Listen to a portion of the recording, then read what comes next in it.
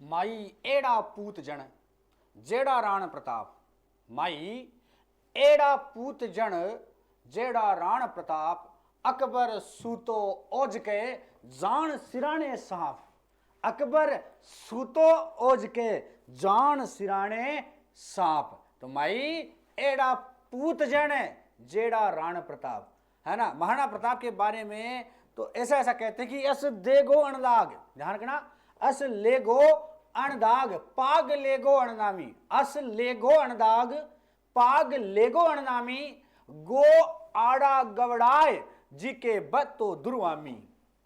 जिके बहतो दुर्वामी। नवरोजे नह गयो न गो आतसा नवल्ली। न गोर झरो का हेठ जेठ दुनियान दली, है ना। तो भैया बात हम महाराणा प्रताप की कर रहे हैं। एक बार सभी को नमस्कार, स्वागत है आपका फिर से दिशा ईराइज यूट्यूब चैनल पर। और सबसे खास बात होती है महाराणा प्रताप की। पिछली क्लास में हमने हल्दी घाटी की रणनीति बनाई थी, किस तरह से मान सिंह और अकबर ने मैगजीन के किले में खड़े होकर रणनीति बनाई थी, वो हमने आपको दिखाया था। और किस तरह से महाराणा प्रताप ने अपनी रणनीति तैयार की थी। दोनों सेनाएं आमने सामने हो गई, हरावल चंदावल वाम पार्श्व दक्षिण पार्श्व, इन सब की बातें हमने पिछली क्लास में कर ली थी। आज की क्लास में महाराणा प्रताप द्वारा युद्ध में जो पराक्रम दिखाया गया, जिसको देख करके मुगल सेना भाग खड़ी हुई, उस महाराणा प्रताप की उस युद्ध की वीरता की हम बात आज करेंगे। तो हल्दी घाटी का जो युद्ध है, इसके बारे में हमें कई तरह की चीजें देखने को मिलती है। सबसे पहले तो इसको कई नामों से जानते हैं, जैसे इसे गोगुंदों का युद्ध कहते हैं। किसका युद्ध? गोगुंदा का युद्ध। इसी हल्दी घाटी के युद्ध को कहते हैं। मित्रों, कई बार इसके उपनाम पूछे जाते हैं कि हल्दी घाटी के युद्ध के नाम क्या क्या हैं। गोगुंदा का युद्ध किसने कहा था? यह आपसे प्रश्न है। मैं कल की क्लास में बता चुका हूं आपको कि गोगुंदा का युद्ध हम हल्दी घाटी के युद्ध को ही कहते हैं। किसने कहा था? कल की क्लास में मैं बता चुका हूं आपको। फटाफट से कमेंट बॉक्स में आप उत्तर देके बताइएगा कि हल्दी घाटी के युद्ध को गोगुंदा का युद्ध किसने कहा था, है ना। कमेंट में उत्तर दें, बाद में मैं आपको बताता रहूंगा वैसे तो, है ना। दूसरा, इसे खमनौर का युद्ध भी कहते हैं। यह मैंने कल की क्लास में शायद नहीं बताया होगा, तो आज बता देता हूं। खमनौर का युद्ध भी हल्दी घाटी के युद्ध को कहते हैं भाई। क्यों? क्योंकि भाई सिंपल सी बात है, जो गोगुंदा है और खमनौर है ना, उन पहाड़ियों के बीच में हुआ था। भाई कहते हैं कि साहब सिंपल सी बात यह है कि एक तरफ मैंने कल आपको बताया था, गोगुंदा और खमनौर की पहाड़ियों के बीच में जो लोसिंगा गांव है, वहां आकर किस तरह से सेनाएं डटी थी इन दोनों की। तो गोगुंदा और खमनौर, इन दोनों के बीच में युद्ध हुआ था साहब। गोगुंदा और खमनौर की पहाड़ियों के मध्य युद्ध हुआ था। इसलिए इतिहासकार आता है कौन? बदायूनी। एक आता है अबुल फजल। एक कौन आता है? अबुल फजल। दो का नाम आप याद रखना। बदायूनी जो आता है, बदायूनी ने इस युद्ध को गोगुंदा का युद्ध कहा था। इसके अलावा एक बंदा और था जिसने इसे गोगुंदा का युद्ध कहा था, वह है अपना आशीर्वादी लाल श्रीवास्तव। कौन है? आशीर्वादी लाल श्रीवास्तव, है ना। उसने भी इसे याद रह जाएगा आपको, वैसे याद रह जाएगा, है ना। लेकिन मुगल इतिहासकारों में बदायूनी था जिसने इस युद्ध को, यानी हल्दी घाटी के युद्ध को गोगुंदा का युद्ध कहा था। एक आता अबुल फजल। कौन आता है? अबुल फजल। तो अबुल फजल ने, कौन से फजल ने भाई? अबुल फजल ने इस युद्ध को खमनौर का युद्ध कहा था। क्यों? गोगुंदा और खमनौर की पहाड़ियों के बीच में हुआ था।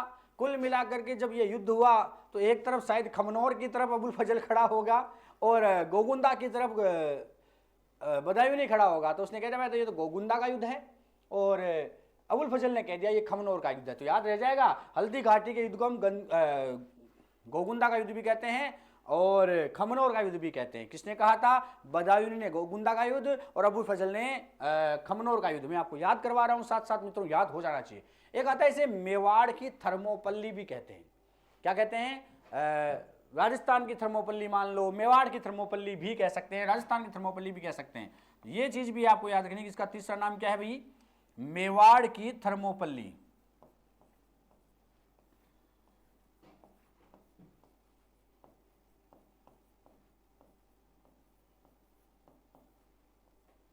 इसे मेवाड़ की थर्मोपल्ली या राजस्थान की थर्मोपल्ली भी कहते हैं। कौन था जिसने इसे मेवाड़ की थर्मोपल्ली कहा था? वो कौन है? वो कोई और नहीं, कर्नल जेम्स टॉड है मित्रों। तो इसका नाम याद रखना, कर्नल जेम्स टॉड। ये आपको मोस्ट इंपॉर्टेंट, हम हल्दी घाटी के युद्ध के बारे में बता रहे हैं। हल्दी घाटी के युद्ध को किस किस नाम से जाना जाता है? इसके अलावा इसे रक्त तलाई का युद्ध भी कहते हैं, क्योंकि इसे रक्त तलाई गांव में लड़ा गया था। वर्तमान के इतिहासकारों ने इसे रक्त तलाई का युद्ध भी मान लिया। रक्त तलाई का युद्ध भी इसे कहा जाता है। तो कुल मिलाकर के गोगुंदा का युद्ध, खमनोर का युद्ध पूछे, मेवाड़ की थर्मोपल्ली पूछे, रक्त तलाई का युद्ध पूछे, सारे के सारे हल्दी घाटी के युद्ध को कहते हैं। अब एक बार मेवाड़ की थर्मोपल्ली के बारे में मैं आपको बता देता हूं कि मेवाड़ की जो थर्मोपल्ली है या राजस्थान की जो थर्मोपल्ली है, भाई ये इसे थर्मोपल्ली नाम से क्यों प्रसिद्ध हुआ? तो एक बार की बात है मित्रों, बात कैसी है? बात कुछ ऐसी है कि 400 लगभग 80 है, 480 ईसा पूर्व की बात है। 480 उस ईसा पूर्व की बात है। एक फारसी सेनानायक था जरेक्सस और एक यूनानी सेनानायक था लियोनिडास, है ना। लियोनिडास का आपने नाम सुना होगा, तो ध्यान रखना थोड़ा सा। बात कब की है? 480 ईसा पूर्व की। हम पढ़ रहे हैं मेवाड़ की थर्मोपल्ली क्यों कहते हैं हल्दी घाटी के युद्ध को। तो बात कब की है? 480 ईसा पूर्व की बात है। दो सेनाओं के मध्य युद्ध लड़ा गया। कितनी सेनाओं के मध्य? दो सेनाओं के मध्य युद्ध लड़ा गया। और ये दो सेनाएं कौन कौन सी थी? एक तरफ तो था भाई साहब, एक तरफ तो था आपका लियोनिडास, यूनानी सेना थी जिसका नेतृत्व कर रहा था लियोनिडास। और एक तरफ फारसी सेना थी। कौन सी सेना थी? फारसी सेना थी जिसका नेतृत्व कर रहा था जरेक्सस।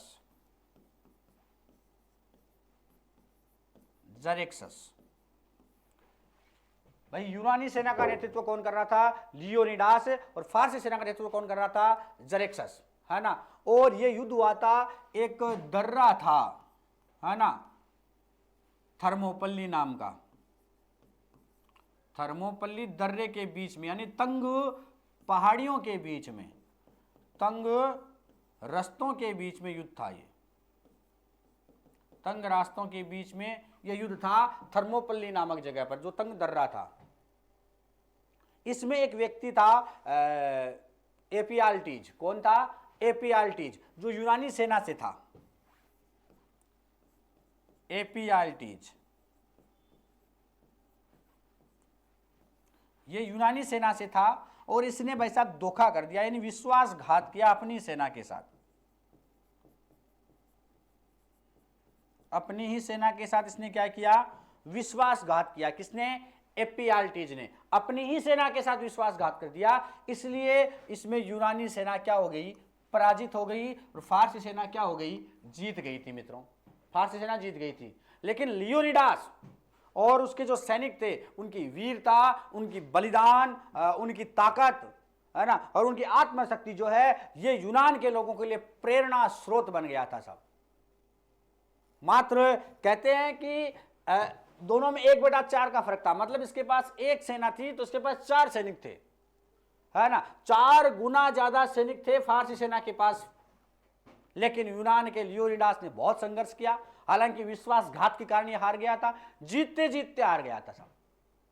इसलिए इस युद्ध की तुलना महाराणा प्रताप से, यानी लियोनिडास की तुलना महाराणा प्रताप और यहां के वीर सैनिकों से की है। यानी कहा भी है, कर्नल जेम्स टॉड कहते हैं कि राजस्थान में कोई भी ऐसा छोटा राज्य नहीं है, कोई छोटा सा भी ऐसा राज्य नहीं है जिसमें थर्मोपल्ली की जैसी रणभूमि नहीं हो। और शायद ही ऐसा कोई नगर हो भाई साहब जहां पर लियोनिडास जैसा वीर पुरुष पैदा नहीं हुआ हो। यह बात खुद कर्नल जेम्स टॉड ने कही है। तो कुल मिलाकर इस युद्ध को हम मेवाड़ की थर्मोपल्ली, राजस्थान की थर्मोपल्ली भी कहते हैं। और कर्नल जेम्स टॉड जो है वो हल्दी घाटी के युद्ध को मेवाड़ की थर्मोपल्ली के साथ साथ यहाँ के प्रत्येक व्यक्ति को, प्रत्येक नागरिक को लियोनिडास कहते हैं। क्या कहते हैं? लियोनिडास। लेकिन इस युद्ध के और भी कई नाम है मित्रों, इस युद्ध के और भी कई नाम है। आपने गोपीनाथ शर्मा का नाम सुना हो। कौन सा शर्मा? गोपीनाथ शर्मा का नाम आपने सुना हो तो उन्होंने इसे अनिर्णित युद्ध भी कहा है। क्या कहा है? अनिर्णित युद्ध भी कहा है।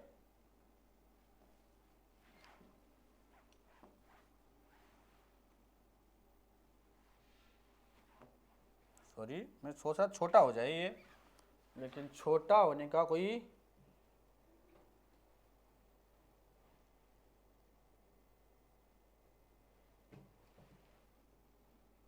हाँ, ये देखो, अब आपको यहां पर मैं और भी कई चीजें बतला सकता हूं। यानी सीधी सी बात आपको क्या रखनी है कि इसे गोपीनाथ शर्मा ने अनिर्णित युद्ध भी कहा है। क्या कहा है?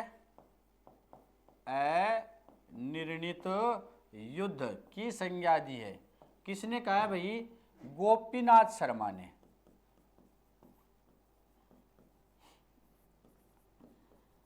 इसे क्या कहा है? अनिर्णित युद्ध कहा है। तो ये चीज आपको याद करना है ना। इसके अलावा अगर हम बात करें, इसे आशीर्वादी लाल श्रीवास्तव ने बादशाह बाग का युद्ध भी कहा है ना। हालांकि गोपीनाथ शर्मा के बारे में भी आता है कि इन्होंने भी इसे बादशाह बाग की संज्ञा दी है। कौन से बाग की? बादशाह बाग का युद्ध।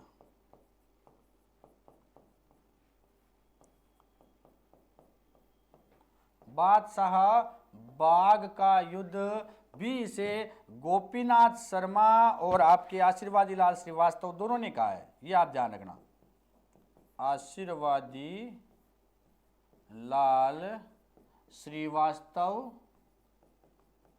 और गोपीनाथ शर्मा दोनों ने इसे बादशाह बाग के युद्ध की संज्ञा भी दी है साहब, है ना।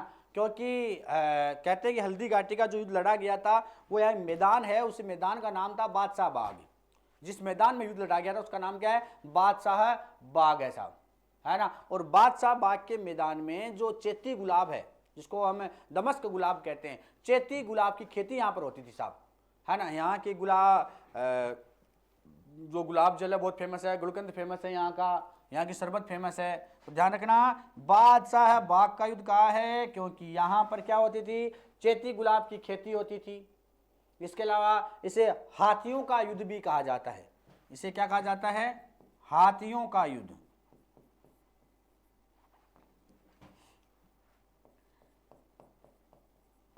इसे हाथियों का युद्ध भी कहा जाता है। इसे बनास का युद्ध भी कहा जाता है, और इसके कई नाम हैं।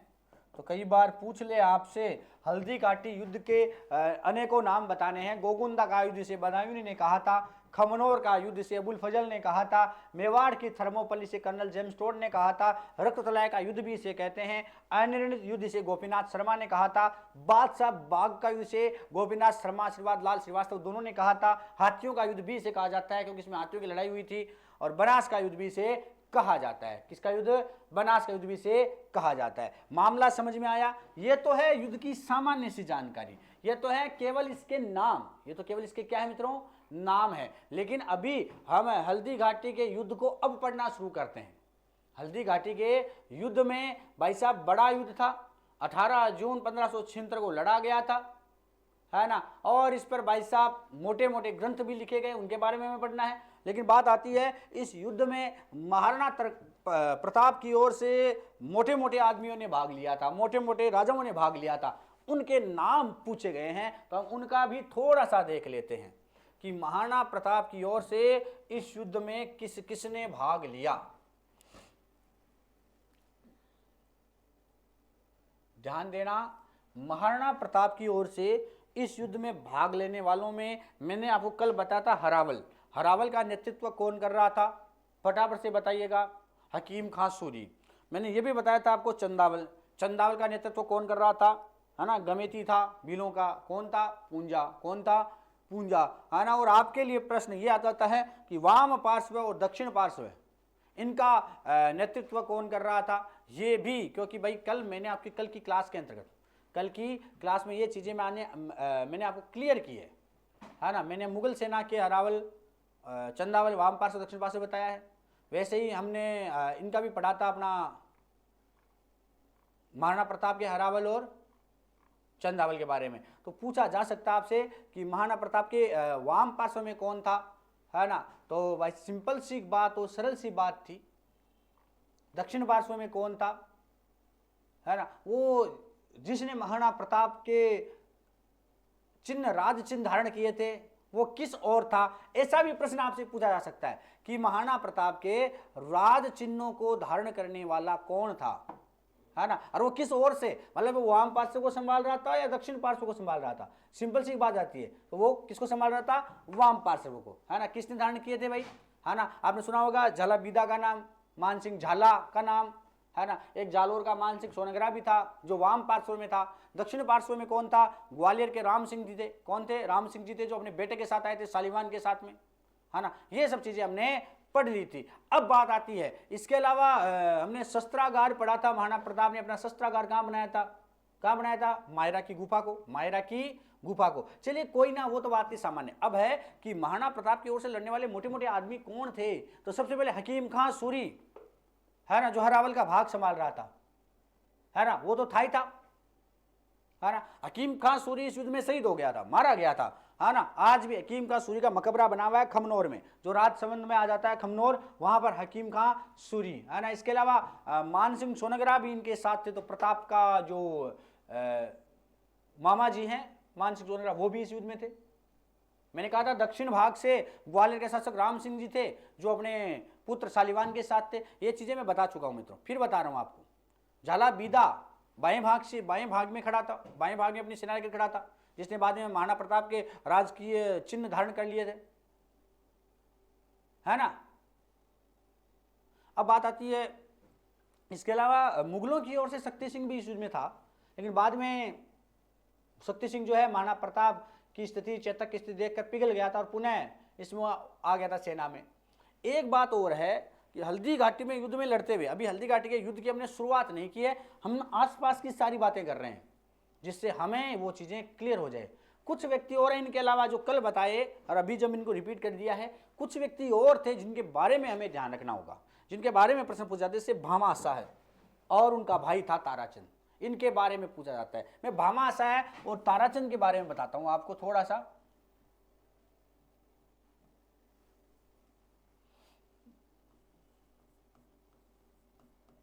क्योंकि तो हम सामान्य जानकारी तो पढ़ते हैं, लेकिन आजकल सामान्य जानकारी नहीं है, थोड़ी डिटेल्स जो है वो पूछी जाती है। हमें बड़ी एग्जाम्स कवर करनी है, बड़ी एग्जाम्स क्लियर भी करनी है। तो भामाशाह और ताराचंद, ध्यान रखना, भामाशाह और ताराचंद कौन थे। हम भामाशाह की बात करें तो ध्यान रखना, पाली के रहने वाले थे और ओसवाल परिवार में इनका जन्म हुआ था। तो भामाशाह कहाँ के थे मित्रों, पाली के रहने वाले थे। कौन थे ये ओसवाल जाति से आते हैं, ओसवाल जैन समाज में आते हैं। तो पाली के रहने वाले थे, ओसवाल थे, है ना। ओसवालों में एक शाखा आती है कावड़िया शाखा, उससे संबंध रखते हैं। कुल मिलाकर के कई बार हम पढ़ते हैं कि साहब नहीं ये तो रणथंभौर के थे। जी भाई, रणथंभौर में ये जन्मे थे, जन्म इनका रणथंभौर का है, जन्म कहाँ का है, रणथंभौर का है, लेकिन ये रहने वाले कहाँ के हैं। कई बार बच्चों ने क्लास में मुझे पूछा भी है कि सर भामाशाह के बारे में हमने रणथंभौर पढ़ा था। बिल्कुल सही पढ़ा था आपने, रणथंभौर जो है वो इनका जन्म स्थान है, लेकिन इनका जो मूल निवास स्थान है वो पाली ही है, ये पाली में ही रहे थे कुल मिलाकर के, है ना। इसके अलावा जब भामाशाह है ना, भामाशाह ने क्या किया था इस युद्ध में, जब हालत खराब हो गई थी, हालत तो टाइट थी महाराणा प्रताप की, तो अपना जो सारा सोना है ना, लगभग 20,000 सोने की जो मोहरें थी, है ना, अपने भाई के साथ आए थे। ताराचंद भामाशाह का भाई था, इनके साथ आए थे और सारी सोने की मोहरें इनको भेंट कर दी थी साहब। ताराचंद ने कुछ लूट का माल कबाड़ा था, है ना, लूट की कोशिश की थी और वहां से माल जो है इकट्ठा किया था और इकट्ठा करके इनको भेंट किया था साहब। तो ये आपको ध्यान में रखना है कि भामाशाह है, जिसे मेवाड़ का कर्ण कहते हैं, ये है वो भामाशाह है। इसे हम क्या कहते हैं, मेवाड़ का कर्ण की संज्ञा दी है। हम पढ़ेंगे हल्दी घाटी का युद्ध। अब ये हमने आसपास की सारी जानकारी ले ली है, सारी जानकारी ले ली है साहब, है ना। कहां पर ये मिले थे, चूलिया गांव में। कहां पर मिले थे, चूलिया गांव में इनका मिलन हुआ था। चूलिया गांव में महाराणा प्रताप से इन्होंने मुलाकात की थी साहब चूलिया गांव में, और वहीं पर इन्होंने जो भी भेंट की थी। बाद में भाई साहब महाराणा प्रताप बड़े प्रसन्न हुए और इनके एक दीवान थे महाशनि रामा। इनके दीवान कौन थे? महाशनि रामा। महाशनि रामा के स्थान पर इन्होंने भामाशाह को अपना दीवान बनाया था प्रताप ने, है ना। तो कई बार ये भी प्रश्न आ जाता है कि भाई भामाशाह को दीवान बनाया था महाराणा प्रताप ने किसके स्थान पर? महाशनि रामा के स्थान पर। महाशनि रामा के स्थान पर महाराणा प्रताप को दीवान बना दिया था साहब, है ना। इसके अलावा ये एक तरह से मेवाड़ की रक्षा की थी, मेवाड़ के रक्षक कहलाते हैं। और भी कई लोग थे जिनके बारे में हम शायद कम जानते हैं, तो उनकी चर्चा भी हम इस युद्ध के साथ कर लेते हैं। एक आपने सुना होगा सांदू, रामा सांदू, है ना। महाराणा प्रताप की सेना का सेनापति रहा है रामा सामू, जो एक साहित्यकार था। यह भी पूछा गया है कि महाराणा प्रताप की सेना में सेनापति का नेतृत्व किया था एक व्यक्ति ने, एक छोटी सेना का, वो कौन था? साहित्यकार कौन था? रामा सामू। तो इस युद्ध में रामा सामू साहित्यकार भी शामिल था। ये प्रश्न एग्जाम में आया हुआ है, इसलिए मैं यहाँ पर थोड़ा और क्लियर कर देता हूँ कि रामा सामू नामक साहित्यकार इस युद्ध में शामिल था, है ना। एक और थे, कवि थे गोवर्धन बोगसी, गोवर्धन बोगसी, वो भी इस युद्ध में शामिल थे। गोवर्धन बोगसी ये कवि हैं, ये भी इस युद्ध में शामिल थे। तो ये कवि और साहित्यकारों के बारे में पूछा जाता है कि कौन से कवि महाराणा प्रताप के साथ में युद्ध में शामिल थे? गोवर्धन बोगसी। कौन से साहित्यकार, कौन से कवि एक और थे? तो रामा सामू, ये इस युद्ध में शामिल थे, है ना। ये कुल मिलाकर बात है। अब भाई साहब दोनों सेनाओं का जबरदस्त युद्ध हुआ, युद्ध देखने लायक। यूँ कहें कि देखने लायक तो हो ही नहीं सकता, युद्ध कभी देखने लायक होता है क्या, है ना। लेकिन इस युद्ध की कुछ स्थितियां हैं जो आपको ध्यान में रखनी है। मैं आपको बता देता हूँ वो उन स्थितियों को कि साहब जैसे इस युद्ध में इतिहासकार मुगल सेना की ओर कौन से थे? हमारी तरफ से तो रामा सामू थे और गोवर्धन बोगसी थे। उनकी ओर से इतिहासकार कौन थे? तो ध्यान रखना, मुगल सेना के सेनापति तो मान सिंह रहे हैं। मुगल सेना के सेनापति कौन रहे हैं? मान सिंह रहे हैं, है ना। इसके अलावा हरावल का नेतृत्व मैंने कल भी बताया था कि साहब 3 व्यक्ति कर रहे थे। जगन्नाथ कछवा मेन थे, जगन्नाथ कछवा मेन थे, बाकी आसफ खां, हासिम, ये जो हैं ये इसके साथ में थे हरावल में। इस सेना में इतिहासकार का प्रश्न पूछा गया है कि भाई कौन सा इतिहासकार था मुगल सेना में जो उपस्थित था, जिसने लाइव दिखाया था, है ना। तो वह अब्दुल कादिर बदायूनी। अब्दुल कादिर बदायूनी मुगल सेना का इतिहासकार है। अभी हमने युद्ध शुरू नहीं किया है, अभी हम युद्ध की जानकारी लेने केवल और केवल डिटेल्ड अध्ययन करेंगे हम युद्ध का। तो मुगल सेना का आप नोट्स बना लेना साथ साथ, जिससे ज़्यादा फायदा रहेगा। मुगल सेना में इतिहासकार कौन था जो शामिल था? देखो हम इसके बारे में ज़्यादातर जानते हैं, लेकिन हम ये नहीं जानते रामा सामू भी इस युद्ध में थे, जो महाराणा प्रताप की सेना में शामिल थे, इतिहासकार थे, साहित्यकार थे, है ना। और गोवर्धन बोगसी भी इस युद्ध में शामिल थे, जो महाराणा प्रताप की ओर से सेना में लड़ रहे थे। हम केवल बदायूनी पढ़ लेते हैं, तो बदायूनी से काम नहीं चलेगा, लेकिन फिर भी ध्यान रखना पड़ेगा।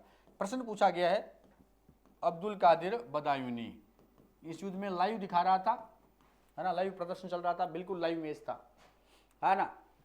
इसकी किताब आती है जिसमें इसने अपने आंखों देखा हल युद्ध का वर्णन किया, हल्दी घाटी का। मुंतखब उल तवारीख, कौन सी किताब आती है? मुंतखब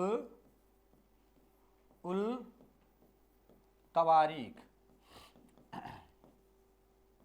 मुंतखब उल तवारीख इनकी पुस्तक है ना, जिसमें इन्होंने इसने हल्दी घाटी के युद्ध का वर्णन किया सब, है ना। और इसी किताब में इसने हल्दी घाटी के युद्ध को गोगुंदा का युद्ध कहा है ना। इसके साथ ही महाराणा प्रताप से भी बहुत ज्यादा मतलब कि ऐसा लगा था कि यार ऐसा भी कोई सेनापति हो सकता है, ऐसा भी कोई राजा हो सकता है क्या। इसने कहा था राजस्थान का महानतम सुल्तान, ये आ जाता है इसके बारे में जो हमें पढ़ना है कि भाई महाराणा प्रताप को राजस्थान का महानतम सुल्तान किसने कहा था?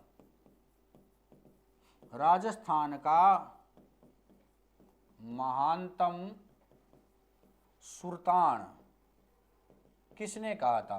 तो ध्यान रखना, महाराणा प्रताप को हल्दी घाटी के युद्ध में देख करके अब्दुल कादिर बदायूनी बोला, अरे ये कोई राजा तो, ये तो राजस्थान का महानतम सुल्तान है भाई, है ना। और ये युद्ध गोगुंदा का युद्ध कहा था, ये आपको ध्यान में रखना है। इस युद्ध में अब बताते हैं युद्ध के बारे में आपको, युद्ध इतना जबरदस्त था कि राजपूतों की जो सेना थी उसने मुगल सेना पर इतना जबरदस्त तरीके से प्रहार किया, इतना ताकत से प्रहार किया कि मुगल सेना चारों खाने चित्त हो गई और जान बचाकर हाय बारे बारे करते भागने लगी साहब, है ना। और भाई साहब जो मुगल सेना की जो चंदावल सेना थी, जो चंद पीछे भागता, उसमें मेहतर खां बैठा था। कौन बैठा था? मेहतर खां। मेहतर खां को लगा कि भाई साहब सेना भाग रही है और अब अपना नंबर आने ही वाला है ना, अपना नंबर आए उससे कैसे बचे। तो मेहतर खां ने इस युद्ध में घोषणा की थी, ये चंदावल को संभाल रहा था। चंदावल क्या है? पीछे वाला भाग है युद्ध का, है ना। चंदावल का नेतृत्व कर रहा था कौन? मेहतर खां। मैंने कल बताया था आपको कि भाई साहब मेहतर खां पीछे चंदावल में बैठा था, है ना। और इसने कहा कि अरे बादशाह अकबर आ रहे हैं शाही सेना लेकर के, बादशाह अकबर आ रहा है। कौन सी सेना लेकर के? शाही सेना लेकर के। डट जाओ बेटी का बापो, और बड़ी सेना लेकर आ रहा है। अपनी सेना कुछ नहीं है उसके सामने, उससे भी 50 गुना बड़ी सेना लेकर आ रहा है भाई साहब, है ना। और लोग भाई साहब उन सैनिकों को लगा कि अब तो बड़ी सेना आ रही है, अगर हम भागे तो वो हमें सल्टा देगा, वो हमें टपका देगा भाई साहब, इसलिए अच्छा है कि हम लड़ते हुए मरे। और सब सेना भाई साहब और ज्यादा हिम्मत करके कि अपनी जान भी बचानी है कैसे भी करके, तब तक वो सेना आई जाती है, तब तक तो लड़ो। और भाई साहब ये झूठी अफवाह ऐसी फैली कि मुगल सेना फिर इकट्ठी हो गई थी रक्ततलाई नामक गांव में। कौन से गांव में? रक्ततलाई नामक गांव। ध्यान रखना, रक्ततलाई गांव के बारे में मैंने कल भी बताया था कि राजसमंद में जो खमनोर है, खमनोर गांव के पास में ही है ना। वहां से क्या होता, खमनोर जब युद्ध हुआ था तो इतना खून बहा कि वो बहकर एक तलाई के रूप में आगे जाकर इकट्ठा हो गया, उसे रक्ततलाई कहते हैं। और उसके आसपास जब युद्ध हुआ था तो उसे रक्ततलाई का युद्ध कहते हैं, है ना। तो ये आपको ध्यान में रखना है। ये तो बात होगी। इस युद्ध को हम हाथियों का युद्ध भी कहते हैं, है ना। अब आप देखो, हाथियों की बात कुछ आपको स्पेशली बताता हूं मैं। इस युद्ध को हम क्या कहते हैं? हाथियों का युद्ध। क्यों? अब देखो, हाथी लड़े थे भाई, और हाथी इतने मतवाले होकर लड़े थे कि भाई साहब युद्ध ऐसा लगा कि भाई साहब ये युद्ध तो हाथियों की प्लानिंग से लड़ा गया सारा का सारा, है ना। होता यूं है कि महाराणा प्रताप की सेना में और मुगल सेना में हाथी होते हैं। जिस हाथी पर बैठकर मान सिंह आया था उसका नाम था मर्दाना। क्या नाम था? मर्दाना। महाराणा प्रताप घोड़े पर आया था, उसका नाम था चेतक, है ना। महाराणा प्रताप के घोड़े चेतक ने ये जो मान सिंह का हाथी था भाई,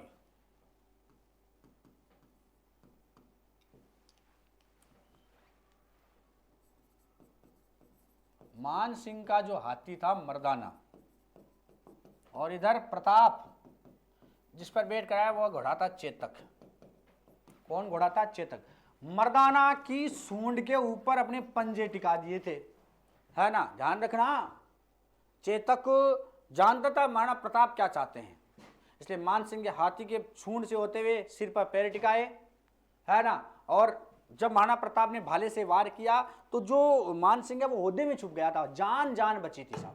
लेकिन जब वापस पैर हटाए चेतक ने फटाफट, तो उसके पैर में खंजर, जो जहरीले खंजर उनकी सूंड में लगे हुए थे, हाथी के सूंड में, वो चेतक, वो इसके मतलब कि चेतक में लग गए थे। हम चेतक की स्टोरी देखेंगे कि किस तरह से चेतक आगे भागा किया और किस तरह से नाले में जाकर के वहां पर छलांग लगाने के बाद मर गया था, है ना, शहीद हो गया था, उसकी भी बात हम करेंगे।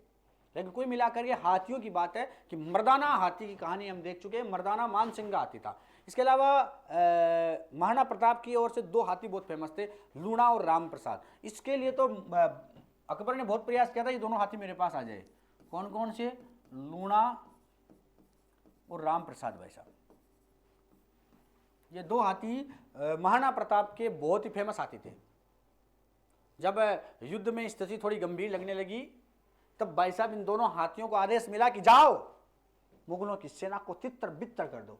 और उधर से मुगल सेना को लगा कि भाई साहब हाथी आ रहे हैं, वो भी महाराणा प्रताप की ओर से, और वो जबरदस्त है, समझदार हैं। इन्होंने भी अपने 2-3 हाथी, है ना, एक तो हाथी आता रन मदार, मुगलों की ओर से एक हाथी आया रन मदार, उसको मैदान में उतारा। एक है गजमुक्ता हाथी, थोड़ा समझदार बताते हैं, बहुत अच्छा। एक गजराज है, ये बहुत समझदार हाथी था भाई मुगलों की ओर से। तो ये हाथी भी मुगलों की ओर से सेना में उतार दिए गए साहब। हाथियों में खूनी संघर्ष हुआ। मुगलों को लगा कि भाई साहब वो दोनों हाथी नुकसान कर रहे हैं, तो उन्होंने क्या किया, जो लूणा और राम प्रसाद जो हाथी हैं उनके जो महावत हैं उनको गोली मार दी गई साहब, है ना। और मुगलों का जो महावत है वो राम प्रसाद की पीठ पर सवार हो गया और राम प्रसाद को अपने नियंत्रण में ले लिया। महाराणा प्रताप का हाथी था भाई राम प्रसाद, उसे अकबर के सामने लाया गया और अकबर के भाई साहब ऐसा लगा अकबर को कि मजा आ गया, ये तो मुझे पीरों की कृपा से मिला, इसलिए इसका नाम पटक दिया पीर प्रसाद। क्या पटक दिया? पीर प्रसाद। एक बार प्रश्न ये पूछा कि अकबर के हाथी का नाम क्या था? अकबर का हाथी का नाम हवाई। ये मर्दाना किसका है? मान सिंह का। अकबर के हाथी का नाम क्या है? हवाई, है ना। और अब हो गया पीर प्रसाद। अब क्या हो गया है? पीर प्रसाद एक और आ गया इसके पास हाथी। बाद में अकबर ने इसे अपने पास रखा था, यह हाथी तो मुझे ही चाहिए, यह हाथी तो मुझे चाहिए। अगर ये हाथी हाथ नहीं आता तो मुझसे युद्ध हाथ से निकल जाता अच्छी तरह से, हालांकि निकल चुका था युद्ध तो हाथ से, है ना। उधर भाई साहब चेतक भाई महाराणा प्रताप का तो सब कुछ था, वो जब यहाँ से घायल अवस्था में था तब युद्ध से इसको बाहर निकाला जा रहा था, महाराणा प्रताप बाहर जा रहे थे, तो बलीजा गांव के पास में एक नाला पार करते हुए, है ना, वहाँ पर इन शहीद हो गया था चेतक। और वहीं पर चेतक का चबूतरा, चेतक का स्मारक बना हुआ है बलीचा गांव। तो कई बार पूछा था चेतक का स्मारक कहाँ है? बलीचा गांव में। ये कुछ प्रश्न हैं जो इस युद्ध से संबंधित है। बलीचा गांव में चेतक का स्मारक है, बलीचा गांव में चेतक का चबूतरा बना हुआ है ना। यहीं पर शक्ति सिंह उनका पीछा करते हुए आया और बोला रहा नीला घोड़ा रहा सवार, अब तो रुक जा बेटी का बाप, भाई साहब रुक जाओ आप तो। और माफी मांगी, पगा पड़ गया, अब ये युद्ध के मायने मैं भी लहर उठाई तरफ हूँ, मैं गलती करी जो अकबर की तरफ चला गया, अब मैं ऐसा नहीं करूंगा साहब। हालांकि युद्ध निर्णित नहीं हो पाया क्योंकि प्रताप इस सेना से बाहर निकल गया था, मुगलों की सेना भी तितर बितर हो चुकी थी और प्रताप की सेना में सैनिक कम थे, वो पहाड़ों में छुप करके छापामार प्रणाली से युद्ध कर रहे थे। लास्ट में थक हार करके निकल पड़े थे मान सिंह की भाई अब अपने बस की बात नहीं है साहब, है ना। और महाराणा प्रताप ये अवसर खो देता है कि अब मैं अकबर जो है ये अवसर खो देता है महाराणा प्रताप को अपने अधीन करने का, है ना। उसकी ये इच्छा पूरी नहीं हुई। कुल मिलाकर ये हल्दी घाटी का युद्ध था और हल्दी घाटी के युद्ध में काफ़ी बड़े बड़े काम हुए जो मैंने आपको बता दिया। अब इसमें भी आ जाता है कि महाराणा प्रताप इस युद्ध में थोड़ा घायल अवस्था में जब थे तो ये कौन से गांव गए थे, ऐसे भी प्रश्न आ जाते हैं। तो आपको ध्यान में रखना है कि महाराणा प्रताप हल्दी घाटी के युद्ध में जब घायल हो गए थे तो ये कोल्यारी गांव गए थे। कौन सा गांव? कोल्यारी गांव।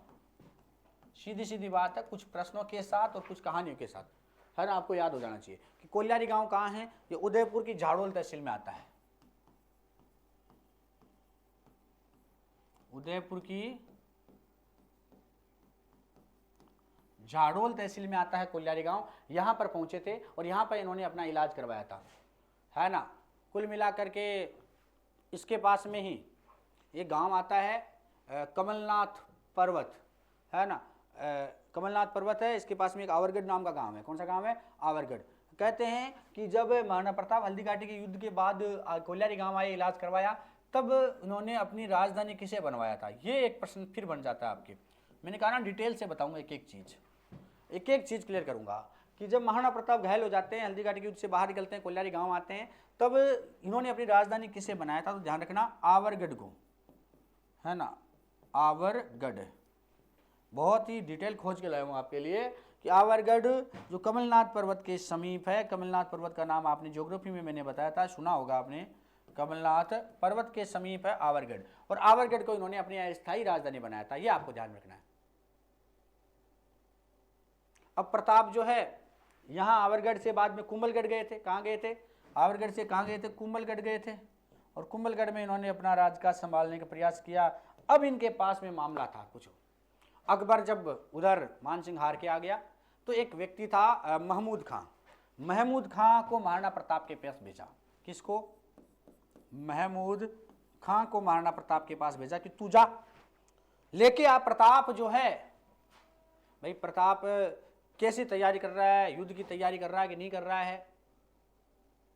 है ना, उन सब की जानकारी लेने के लिए। तो कई बार आ जाता है कि हल्दी घाटी के युद्ध के बाद में अकबर ने किसे भेजा था महाराणा प्रताप की जानकारी लेने के लिए? तो वो था महमूद खां। महमूद खां को भेजा था। बाद में आवरगढ़ से राजधानी अस्थायी थी, वहाँ से हटाकर कुंभलगढ़ को अपनी राजधानी बना ली वापस। तो हल्दीघाटी के युद्ध के बाद में स्थायी राजधानी कौन सी बनी थी? कुंभलगढ़। कौन सी? कुंभलगढ़ अपना विशेष केंद्र बनाया था महाराणा प्रताप ने, और यहीं से छापामार प्रणाली कंटिन्यू जारी रखी थी। महाराणा प्रताप ने और भी कई काम किए थे, जैसे एक था मेहदा नर्बद। मेहदा नर्बद था। मेहदा नर्बद जो है उसके बारे में आ जाता है कि इसने मेहदा नर्बद को कुंभल की रक्षा के लिए, है ना, और गोगुंदा की रक्षा के लिए मानन कुंपावत को, ये दो चीज़ें हो रहा जाती है कि गोगुंदा की रक्षा के लिए महाराणा प्रताप ने हल्दीघाटी के बाद में किसे नियुक्त किया था। ये एग्जाम में जो प्रश्न आए हुए हैं उनके साथ में कवर कर रहा हूँ, है ना, कि गोगुंदा की रक्षा के लिए तो मांडन कुंपावत को नियुक्त किया था, और कुंभलगढ़ की रक्षा के लिए मेहदा नर्बद को नियुक्त किया था, है ना। इस तरह से हल्दीघाटी के युद्ध की बात हुई थी। तो ये हल्दीघाटी का युद्ध था मित्रों। बहुत ही सिंपल और सरल भाषा में मैंने बताने का प्रयास किया है।